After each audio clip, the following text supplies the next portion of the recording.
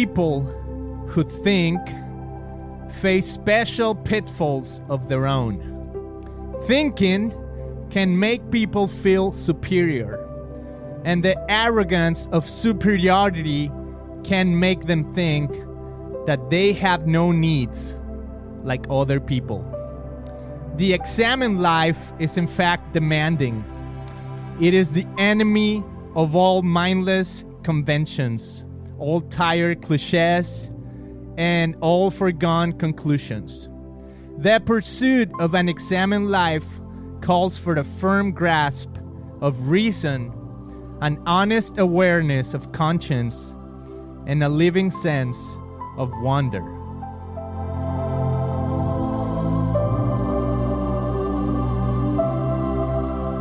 Oh yeah. That's page 35 of The Great Quest, an invitation to an examined life and a sure path to meaning by Os Guinness. And guess what? Os Guinness is on the show. Os Guinness 2.0. Os, how are you doing today? Welcome to the show. Very well. Thanks for having me back on again. A real privilege. Awesome. I'm so excited for this. We're going to have a great time. And this is for everyone that thinks and wants to explore the meaning of life. So welcome to this episode. Os, I have your book right here in my hands, The Great Quest.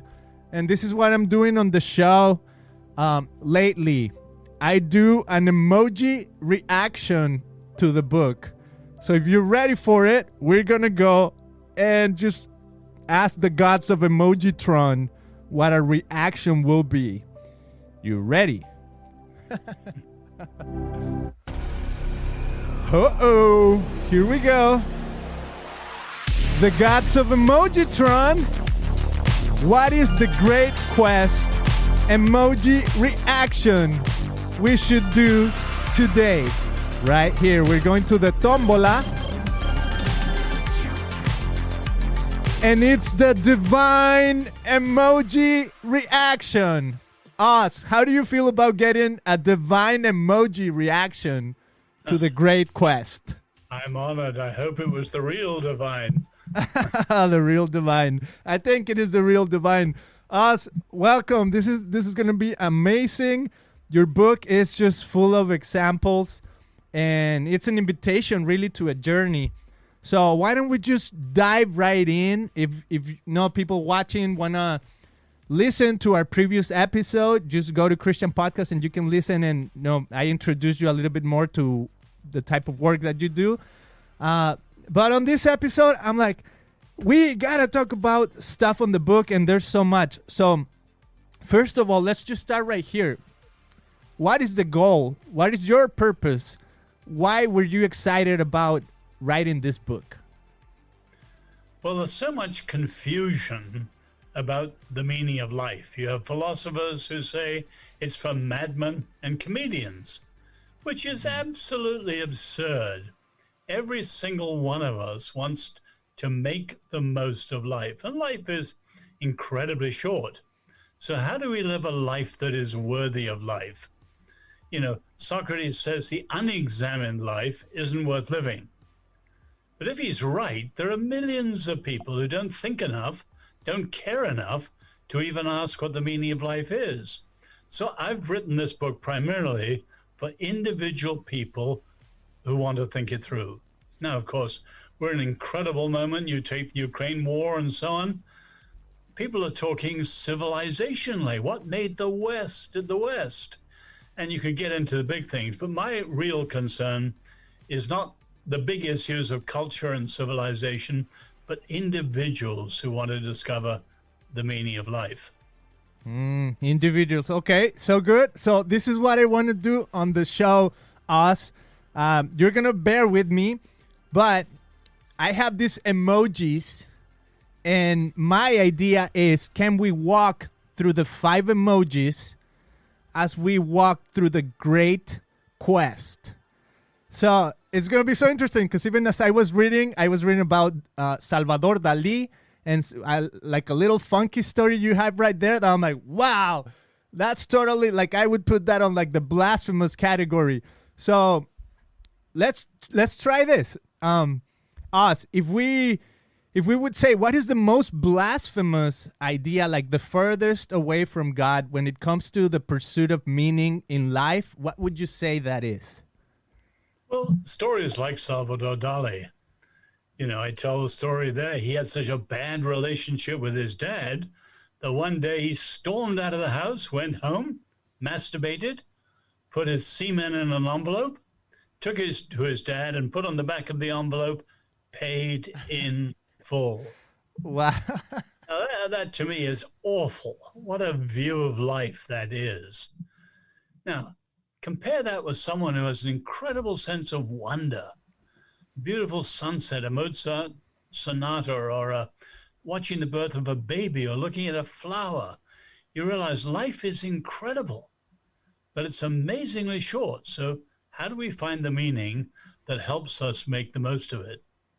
Mm-hmm. Yeah, Salvador Dali. I mean, I was reading that and I'm like, wow, what a stretch. I mean, what was he so, I don't know his story, you know, but maybe you can elaborate a little more. Like, was he just in a bad relationship with his dad? Was there, what do you know about the story of Salvador Dali?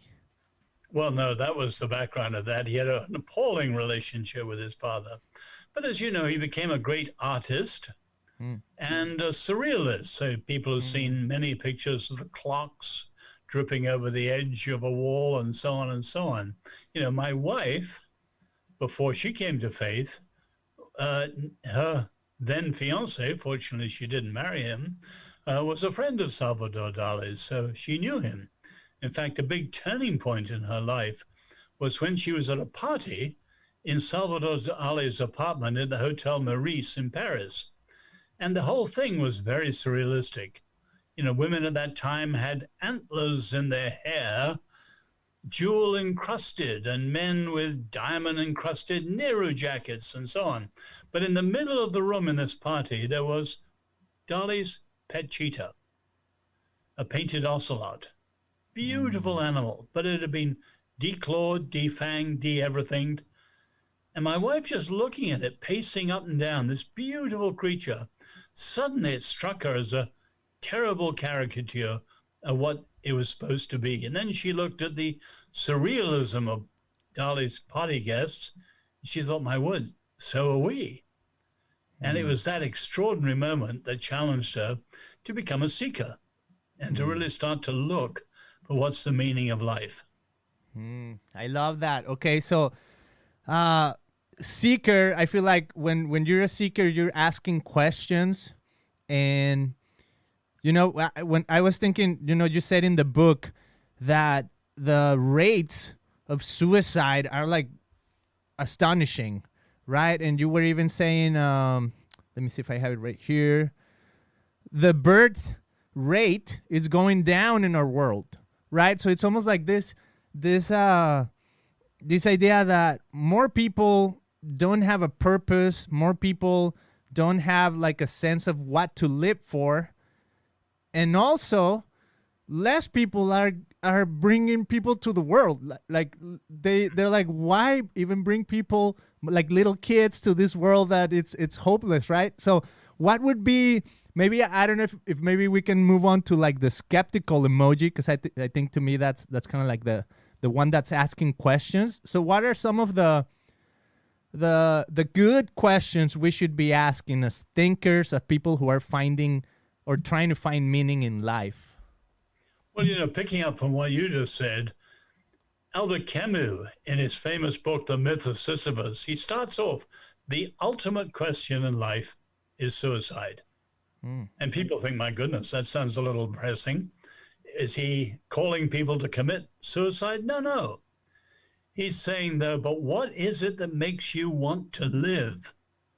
And that will be the thing which stops you dying if you're in a really bad situation.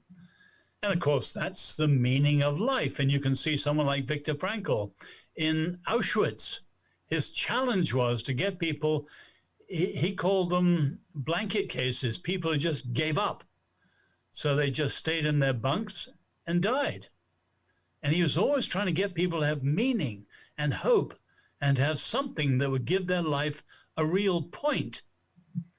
So the first stage in that search for meaning is what I call a time for questions. And it's the questions that constitute and form a real seeker. In other words, we're not talking about channel surfers.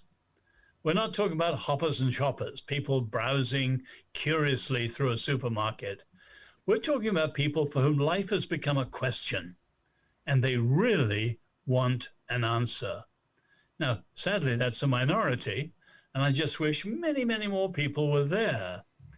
Now, the skeptics actually don't help, because the skeptics often raise questions not to get an answer, but to destroy the answers that people have. But we want to get people to start thinking enough, caring enough to raise the questions that make them look for the meaning of life.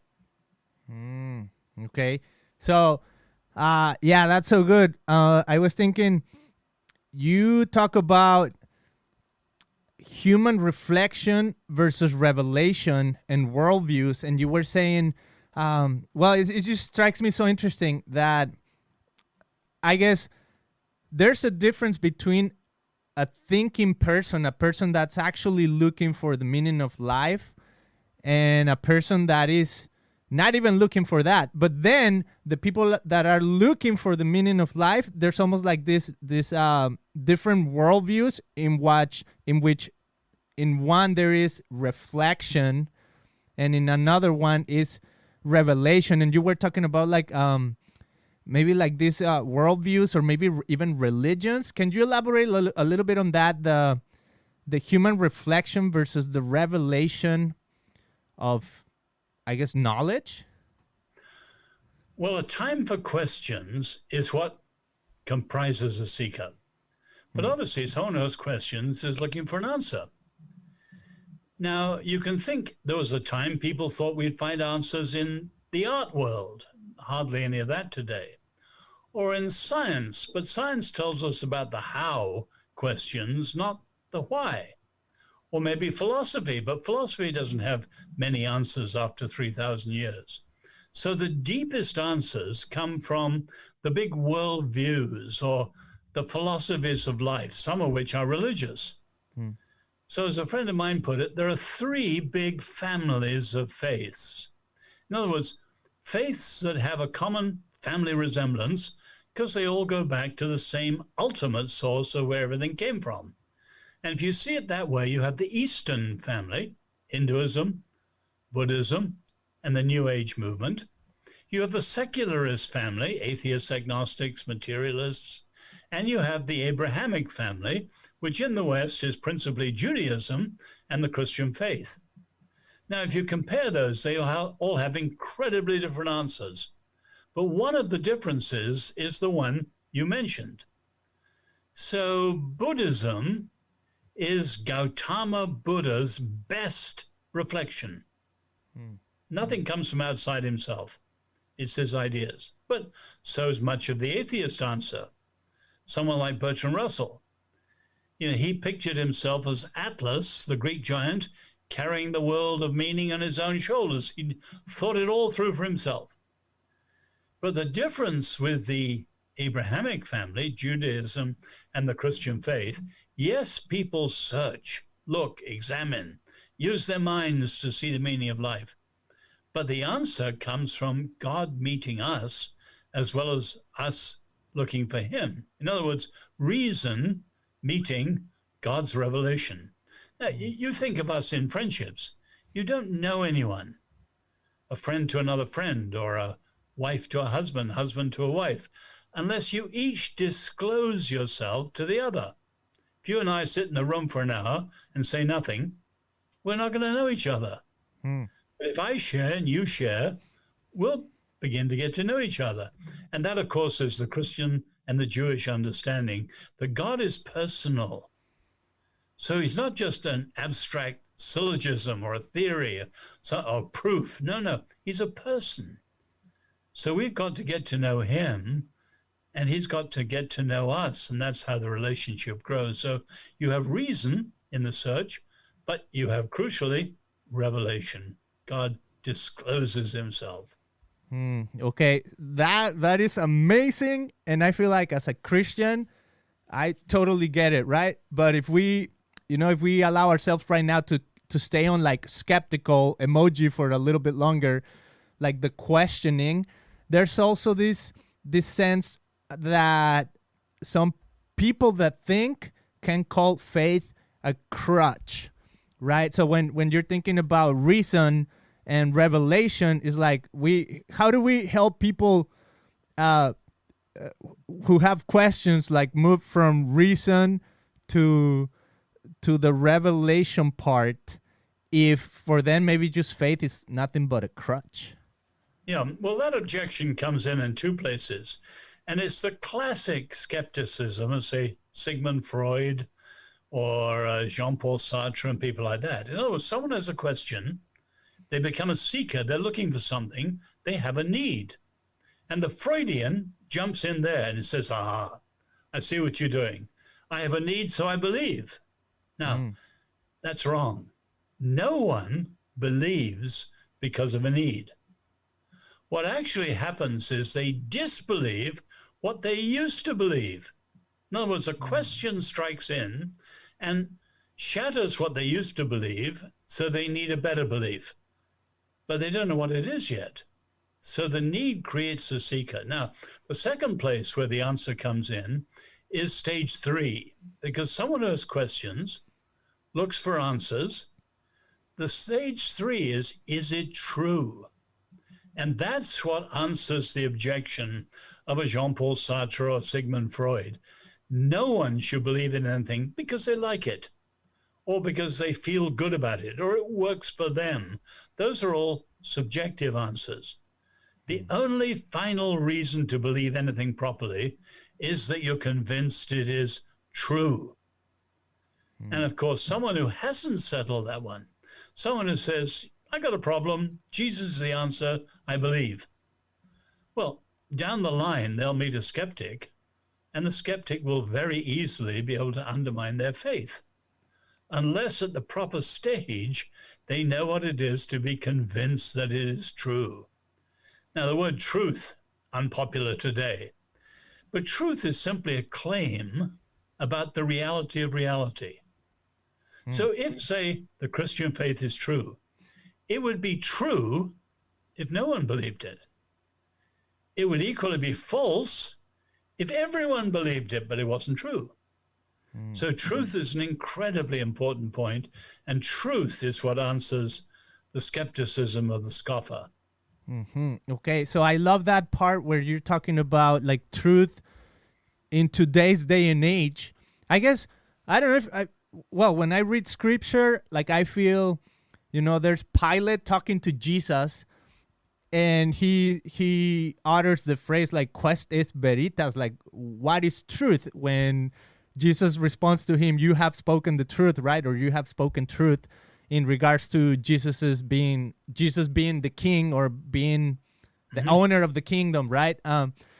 So nowadays, I mean, you just said like, what is truth right now? So why are we? Well, I guess I don't want to talk about postmodernism because I feel like that's kind of where it comes from, but there is this question, like how or are people asking the question, is truth, can we know truth? We're in a postmodern age. The Economist magazine had on its cover in 2016, we're in a post-truth age. Now, it goes back a lot longer than 2016. Nietzsche, in the 1880s, he has this radical assault on truth. If God is dead, truth is dead. Now, there are problems with that. That means if God is dead and truth is dead, all that's left is power. So victory goes to the strong and the weak go to the wall. And that's the appalling world that's part of postmodernism. But if you think, so much of our lives absolutely assume and require a strong view of truth. Obviously, science does, because that's why you investigate. You take, say, journalism. If there's no truth, and sadly there isn't all that much in a lot of journalism, all you have is fake news. And how do you trust the newspaper or the television or whatever? But the same is true in business. Business depends on trust. And trust depends on people who are true and therefore trustworthy. But I think the deepest of all is, again, back to our friendships and our relationships. People who are true can be trusted. They're trustworthy, they're faithful, so you can relax in their presence and get to know them and so on. So many of the deepest things of life assume and require truth. And of course, the Jewish and Christian faiths, God is a God of truth. His word is truth. So the Jewish and Christian faiths have the highest view of truth. And for myself, I'm exceedingly grateful, because without truth, everything's power. We're in a world of manipulation.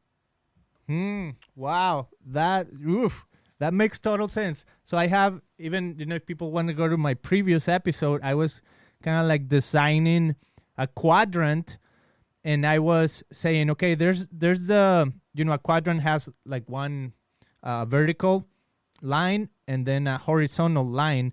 And what I was trying to portray in the quadrant was there's the line of experience and learning that is going up, but there's also a line that balances truth versus fake or false or lies.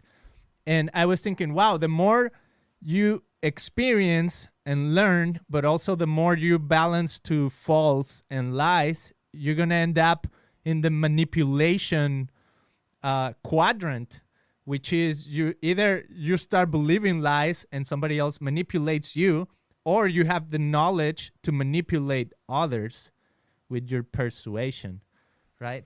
So that's an absolutely deadly world. I mean, you take the radical left today in terms of how you fight injustice. You set up a conflict of powers. There's no God, there's no truth, it's only power. So you weaponize groups, women, blacks, or whatever it is, and you set up a conflict of powers. But if there's only power, the Romans saw clearly, the only peace that you can have at the end of the day is what they called the peace of despotism. In other words, a power that can put down every other power. Now, that will be authoritarianism, China or Russia. So freedom requires truth.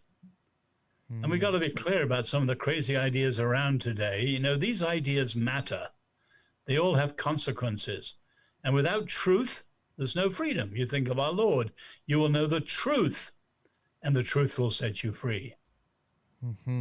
Wow, that is so good. And you know something about freedom because you grew up in China. We were talking in the other episode.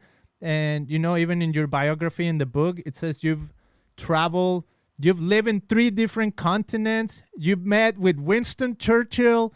You met with Ronald Reagan. I mean, the list goes on and on.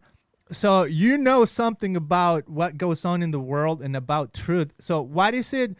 I guess, yeah, like right now, what is happening with Russia and Ukraine. How do you think the factor of truth has a role to play even in something like war? Well, obviously, they talk about the fog of war because lies and propaganda spread. And you think the Russians have been described as zombified because they have such an incredibly distorted view given them by Putin of what's really happening. So how can they rise up against it? Now, we have enough lies here in America. We're not as bad as they are over there, thank God. But you need truth to have freedom, to have justice, and so on. And all that's, of course, part of the biblical understanding of who God is. Okay. So how do we move from so if we're in the great quest and we're moving from skepticism through reason, through even revelation, what would be, if we play with the inspired emoji or the inspired word, what would be one of the ideas that it's inspiring about maybe finding like the meaning of life, finding the truth, even the truth about life? Well, Beta, put it like this. Stage 2, a time for answers. You're looking at all the possible answers. And I often say that stage is comparative. There are many possible answers in the supermarket of ideas today. And I mentioned the three families earlier, Faiths. Now, the three families all give you very, very different answers.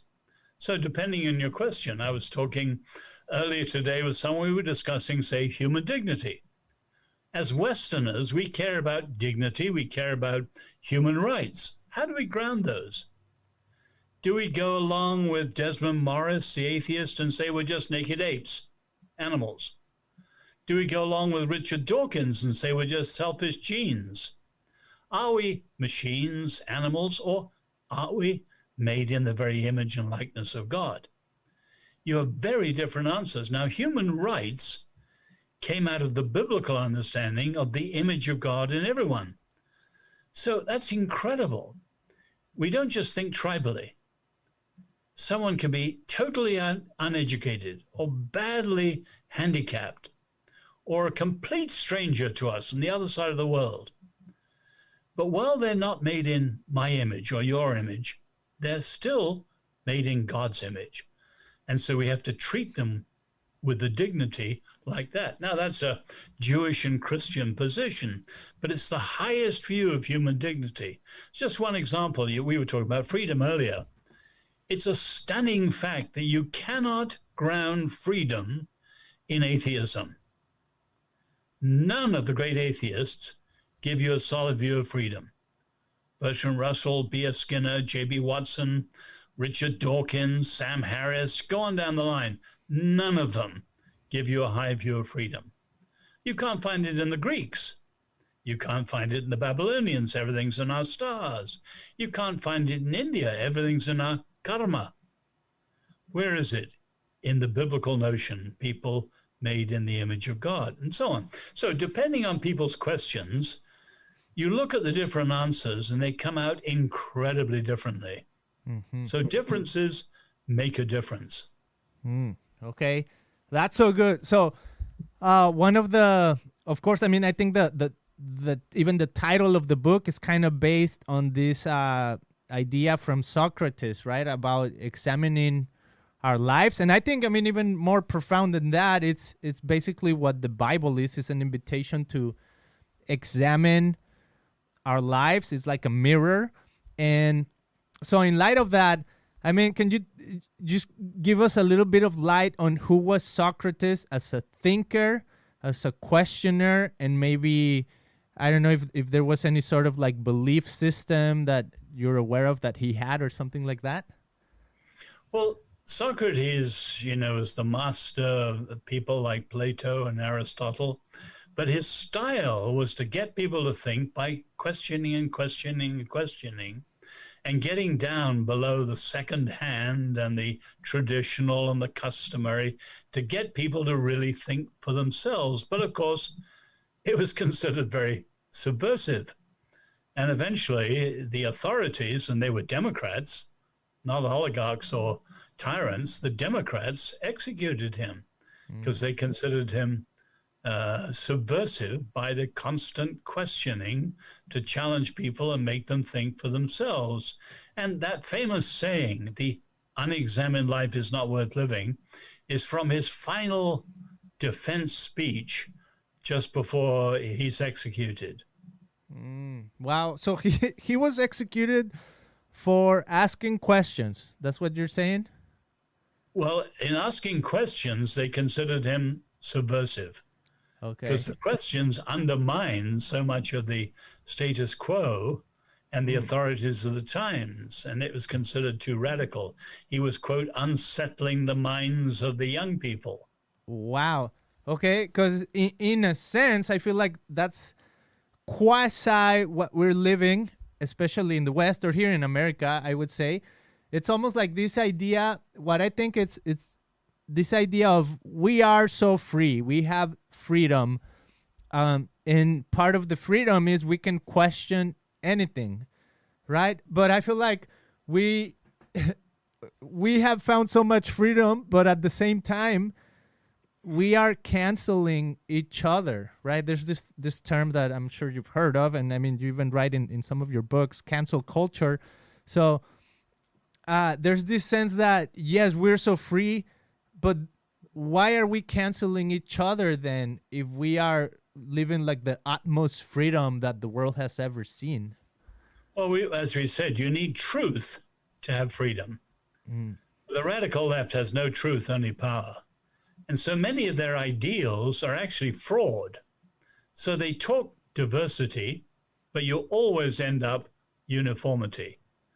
They talk freedom, but they end up, as you said, canceling, and it go on down the line. In other words, it's actually the Jewish and Christian faiths that give you the highest view of diversity. God's creation, above all of human beings, is incredibly diverse and beautiful and filled with wonder. But equally, you have in the Bible, Jewish and Christian, a high view of truth and of freedom. You think of the Exodus, let my people go. You think of Jesus, if the Son sets you free, you will be really free. Or you think of the Apostle Paul, for freedom, Christ called us to be free.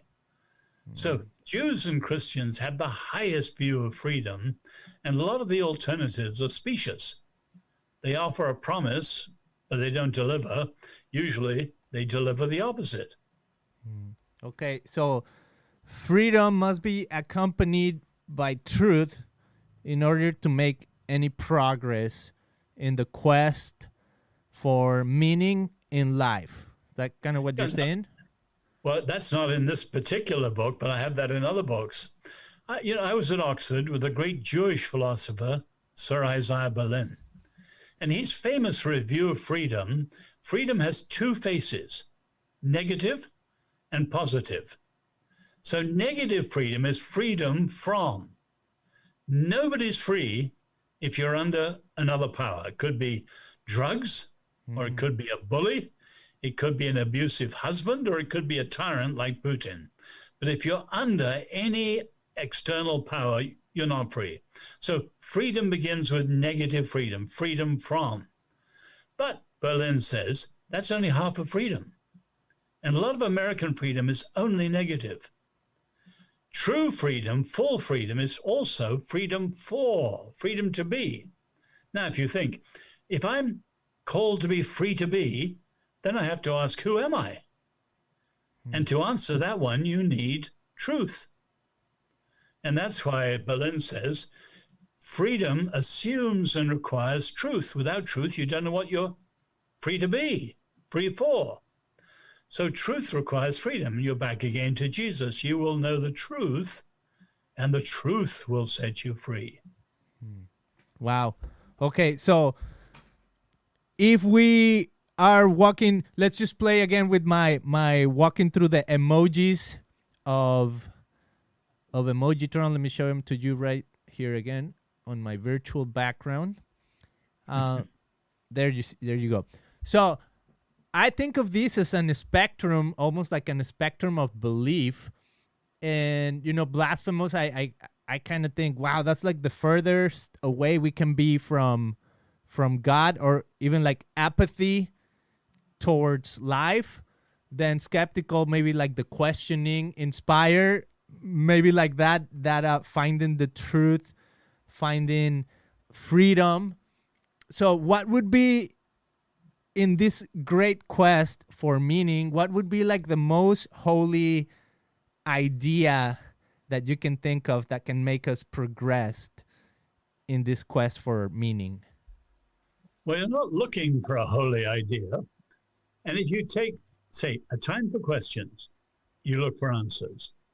Then the third stage is a time for evidences. In other words, you might say, this answer is incredible. But then you have to ask, but is it true? It doesn't just look attractive or look adequate. The question, is it true? You've got to check it out.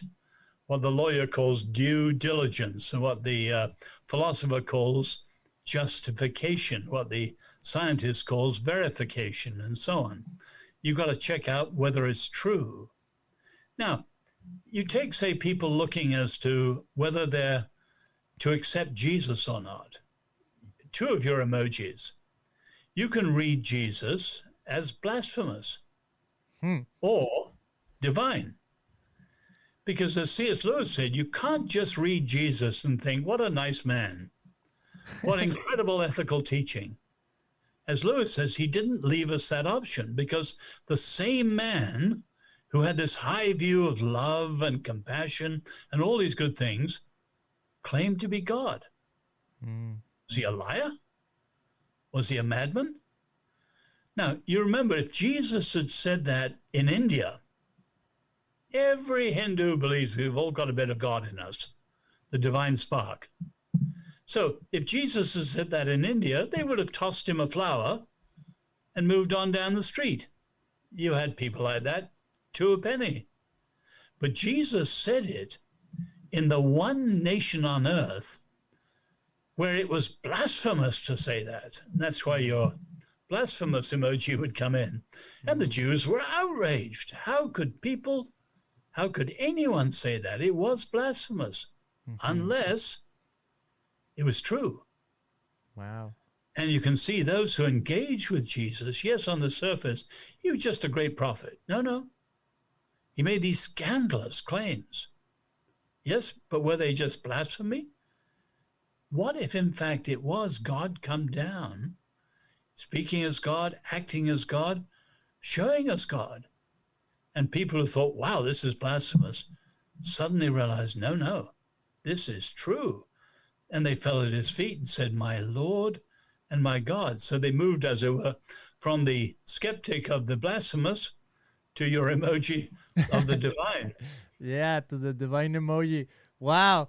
That is a great picture of, that's exactly why I feel like I needed to use emojis, because I feel like, in a sense, it's almost like when you're on Facebook and whatever posts, somebody puts a picture, or maybe you have the latest White House video, right? Sometimes I watch, the president saying whatever, or the secretary. And anyways, you have all kinds of reactions because people think differently, right? Some people might think, oh, what they are saying is not true, therefore I'm going to choose this emoji.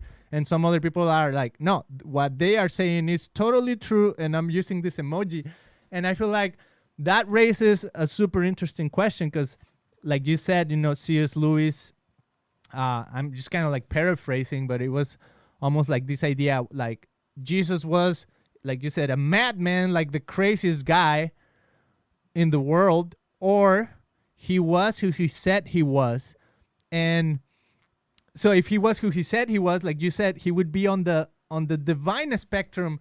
And it's just mind-blowing that people can have such a difference of opinion, like such almost like the pendulum swinging like so far apart, so extreme from one another when it comes to like these beliefs.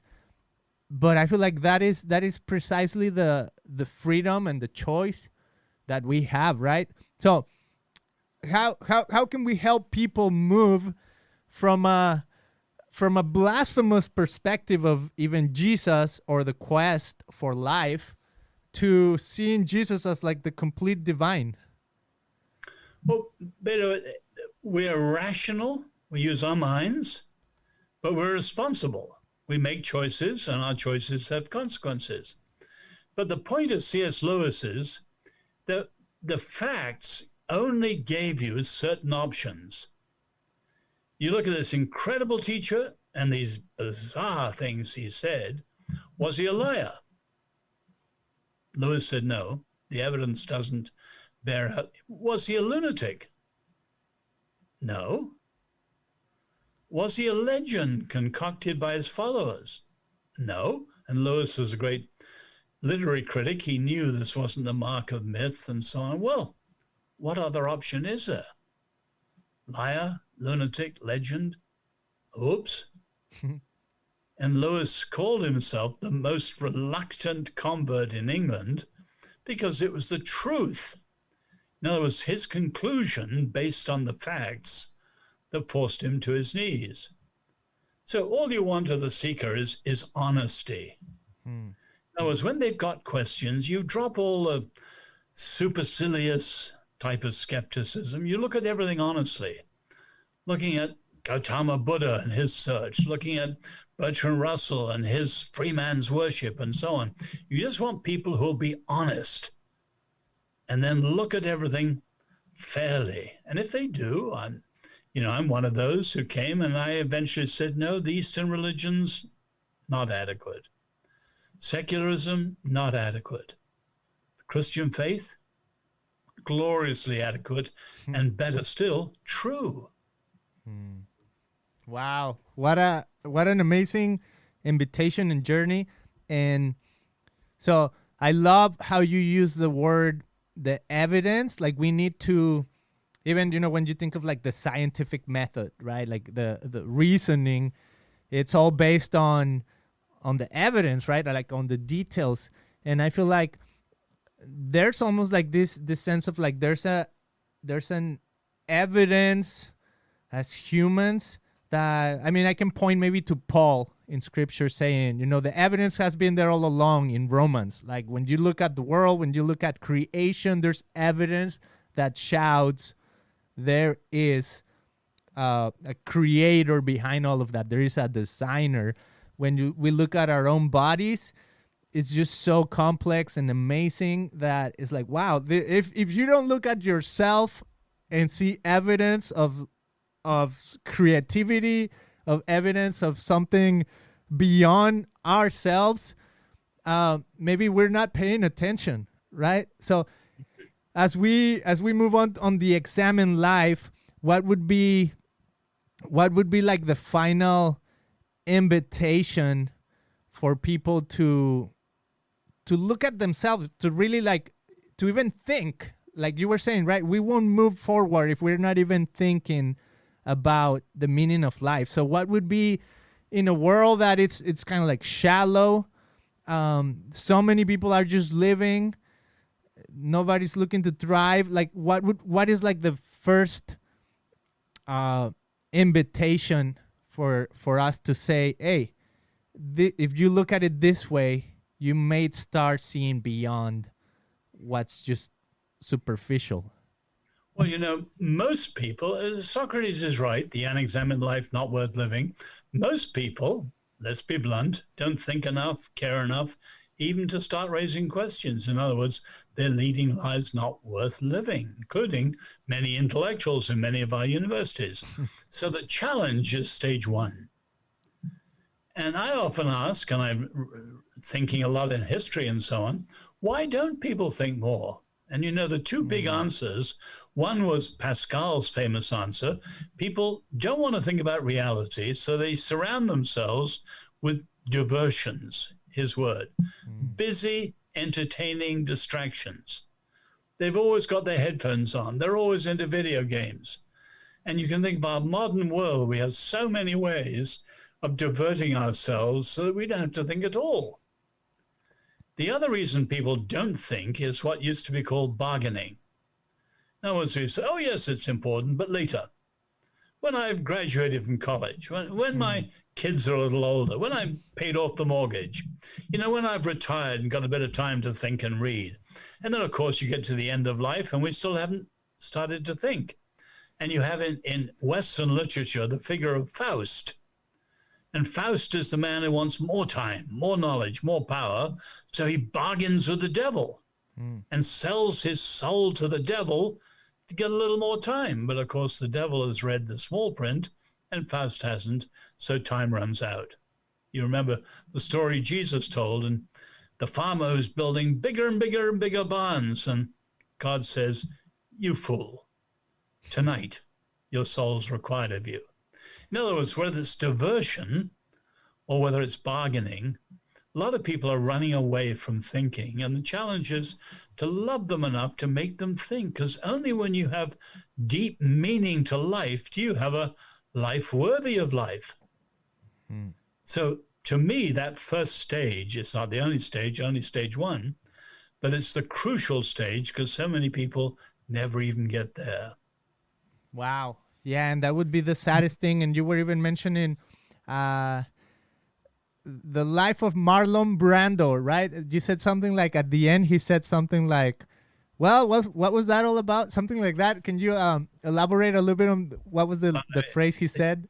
You've got the book somewhere down in front of you. I haven't got the book, but it is quite a quote. Clearly, it arrived at the end and never really thought about it. And in a way, that's incredibly sad. I'm always grateful. I said I'm a child of the 60s, where everyone was challenged to go back to square one, to know why you thought something and why you believed it and so on. So I've been fortunate to be among people all my life who are really serious about thinking, but sadly, many people aren't. Yeah, I think I wrote it right here. It says, Marlon Brando said, "What was that all about?" That was his quote at the end of the life. What was that all about? Imagine, what a sad comment, right? Towards the end of your life. And I love how you said at the beginning, I was reading in page 35, that we one of the elements in the pursuit of meaning in life is wonder, right? And that's where I was saying, like, when we look at our bodies, when we look at creation, when we look at like the beauty of the world, we can find wonder. So this would be a little more like a personal question, but it would be along the lines of like, what has in your life brought you wonder, that sense of awe, that sense of life is worth living? Well, I have to say that because of my own background, and we think we talked about this last time, I was born in China. When the Japanese invaded in World War II, 17 million were killed.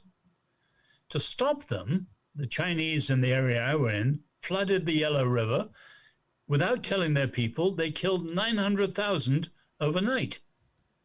And then when I was a small boy, we were caught in a famine in which 5 million died in 3 months, including my brothers. And then I lived in the capital city, Nanking, and I was there during the Reign of Terror for 2 years.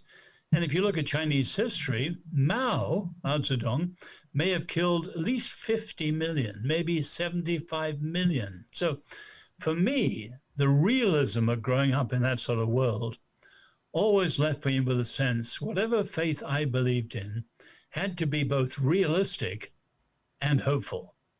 And those two things had to go together. Nothing Pollyanna-ish for me. So it wasn't for me wonder. And I know people for whom it was. I tell a story in another book of G.K. Chesterton, who went to an art college in the 1890s, nihilistic and so on. Everything was dark. He was flirting with pessimism.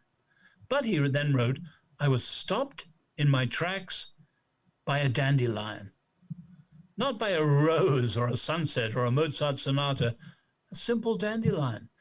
How do you explain the beauty of this world we're in, as well as the brokenness which humanity brings? You've got to explain both, not one or the other, but both.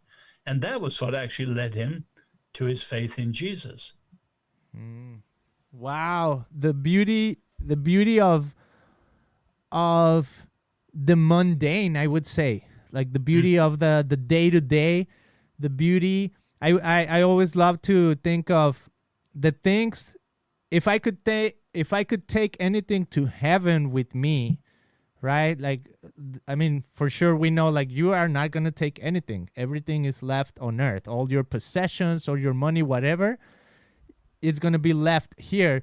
But I always tend to think, what if there are things that we can take there that, for example, this is just me, right? Maybe I'm just being silly, but I think, what if the smile of a child is something I can take with me?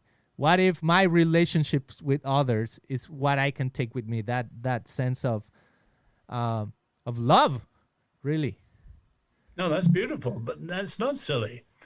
You take the great Jewish idea that all of us, I'm not a musician like Bach or Beethoven. I'm not an artist like Rembrandt or Michelangelo. But as the Jews say, the one thing that all of us are creating is ourselves.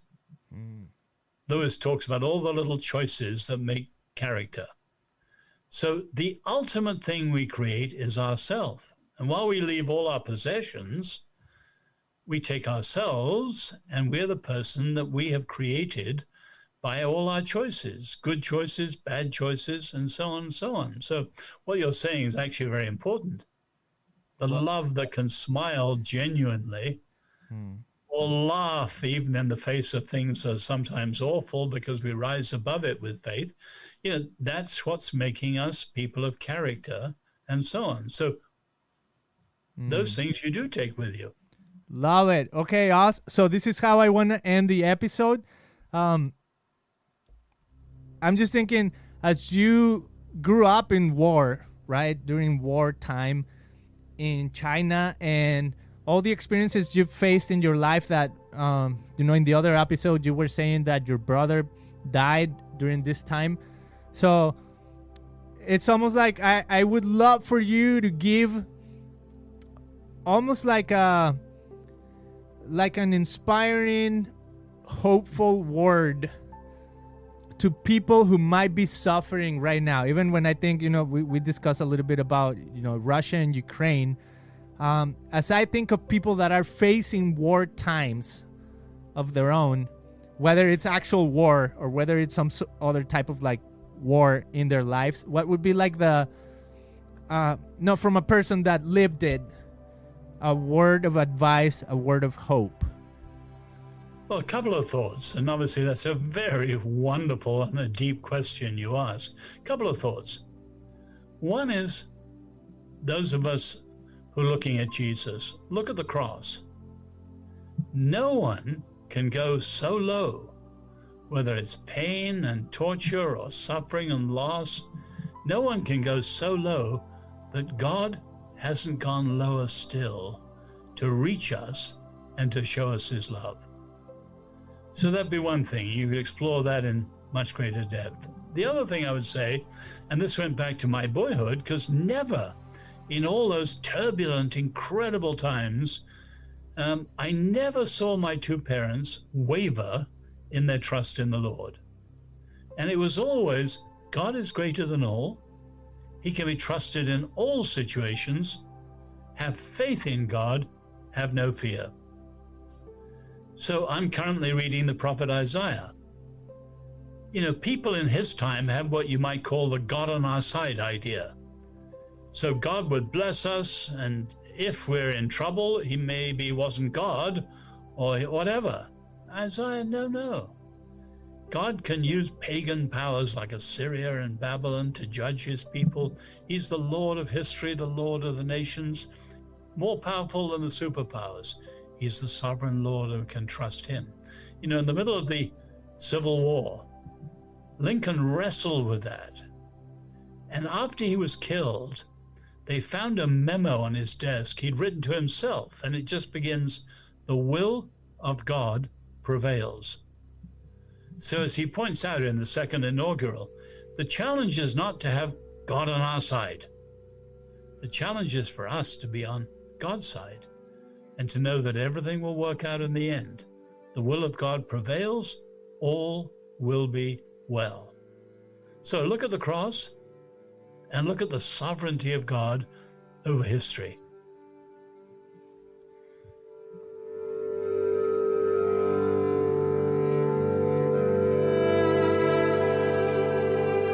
Wow, Oz, that was beautiful. Thank you for sharing. And I just want to point people to your book, to your writings. Where do you want to point people to find more about the type of work that you do? Well, I can find everything on osguinness.com, my website. But I hope they enjoy this book, Great Quest. Awesome. Thank you so much, Oz.